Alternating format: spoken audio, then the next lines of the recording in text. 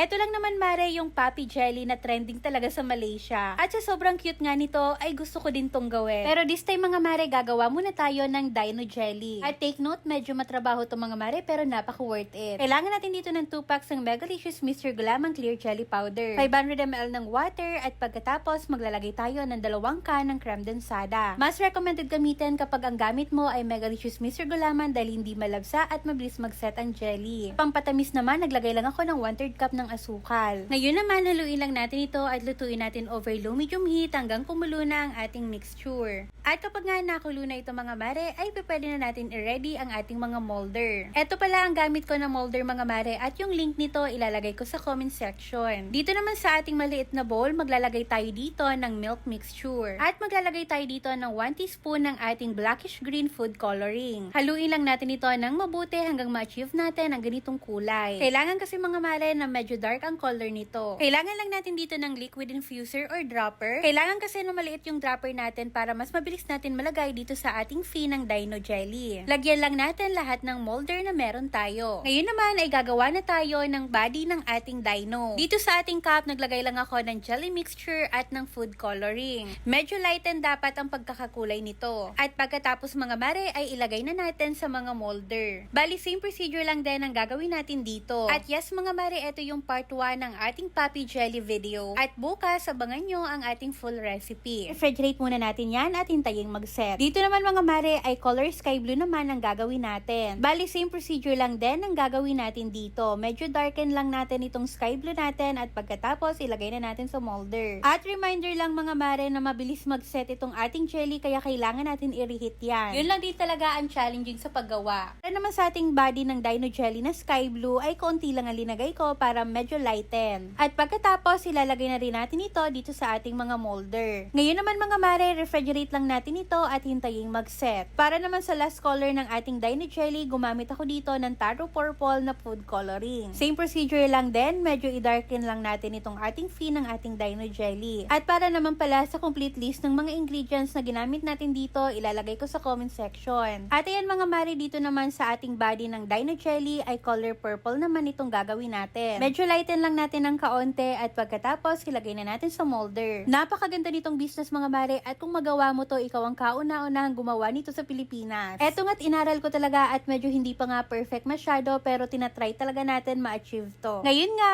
ay pwede na nating i-unmold to dahil nag-set na din ang ating jelly. At ilagay lang natin ito dito sa tray. O diba mga mare, kapag natapos natin to ay talagang sobrang rewarding. Sobrang cute at tingnan nyo naman, napakaganda ng ating pagkakamold. Eto yung ating green dino mga mare at eto naman yung ating blue dino. Hindi nga ako makapagpigil dito mare dahil eto pa lang ay sobrang cute na. What if lagyan pa natin ito ng mata at ng blush? At ayan mga mare, na-unmold na din natin lahat ng ating Dino Jelly. Ngayon naman maglalagay lang tayo dito ng blush. Sa cotton buds nga mga mare, naglagay lang ako ng food color at sa ice naman ay naglagay lang ako ng sesame seeds. Black sesame seeds ang gamit natin dito mga mare para ma-achieve natin yung ice ng ating dino. Tingnan nyo naman mare na sobrang cute ng ating mga Dino Jelly. Parang ayaw ko na talaga tong kainin. Pwede na natin ito pang topping sa ating drinks, kaya naman abangan nyo ang part 2 para sa ating Poppy Jelly drink. Naku mare, eto pa lang na jelly ay sobrang sarap na. What if ilagay pa natin sa drink? Kaya naman, follow mo na ako para sa part 2.